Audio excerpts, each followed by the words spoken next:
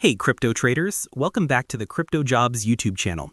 I'm your host, and today we're doing a crucial price analysis on Ethereum. The charts are talking, so listen up. Right now, the daily chart is flashing a doji candle, which signals pure indecision in a neutral zone. My analysis shows the same vibes we had before our last bearish dip. The weekly outlook is looking a bit overbought and overextended, and the price is jammed under those major resistance levels between 46.40 and 47.80 and 48.70. I'm expecting a pullback to at least the $4,000 zone or less before any fresh bull breakout. Think of it as a healthy reset. If we stay trapped under those resistances without new buy volume, a bearish correction could drop us to $3,800 to $3,650.